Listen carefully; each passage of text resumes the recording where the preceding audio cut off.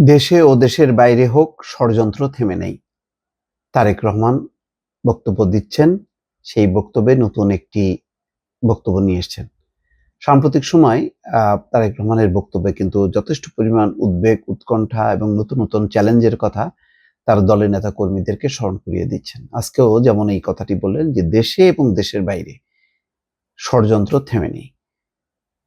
তিনি বলছেন যে দুষ্টু লোকদের দুষ্টামি কিন্তু থেমে নেই, দলের ভিতরে এবং বাইরে হোক অথবা দেশে ও দেশের বাইরে হোক, ষড়যন্ত্র থেমে নেই। কারণ এই দেশের অর্থ সম্পদ, এই দেশের প্রাকৃতিক সম্পদের দিকে অনেকে লোলুপ দৃষ্টিতে তাকিয়ে আছে।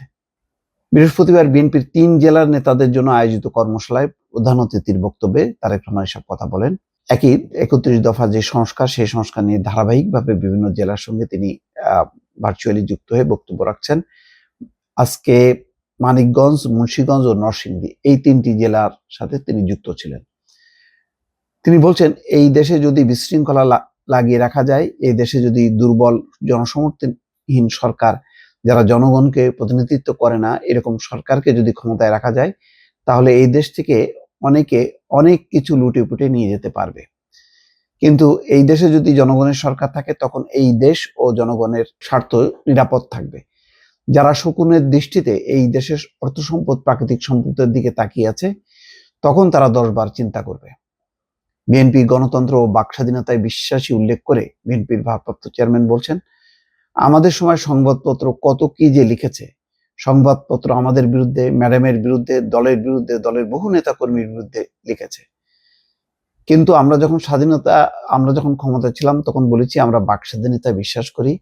আমাদের সময় পত্রিকার সম্পাদকদের বিরুদ্ধে শত শত মামলা হয়নি, যেমন আমাদের বিরুদ্ধে, আমাদের নেতা কর্মীদের বিরুদ্ধে শত শত মামলা হয়েছে।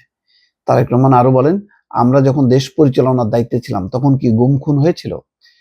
আমাদের স্থায়ী কমিটির সদস্য সালাউদ্দিন আহমেদকে ধরে নিয়ে সীমান্তের ওপারে ফেলে রাখা হয়েছিল। দর্শক, আজকে এই কথাটা তিনি উল্লেখ করলেন যে তার মানে হলো ভারতের সাথে বাংলাদেশের নিরাপত্তা সংস্থাগুলোর এমন যোগাযোগ যে এই পার থেকে নিয়ে ওই পারে রেখেছে, ওই পারের যারা তারা নিয়ে যে তাকে কারাগারে বন্দী করেছে। এইগুলো যৌথ অপারেশন, এগুলো অনেক ইতিহাস আছে। আমাদের সংসদ সদস্য ইলিয়াস আলী সহ শত শত নেতা কর্মীকে গুম করা হয়েছে, খুন করা হয়েছে। বিএনপির সময় এমন হয়েছে? হয়নি। কারণ আমরা গণতন্ত্রে বিশ্বাস করি, বাক স্বাধীনতায় বিশ্বাস করি।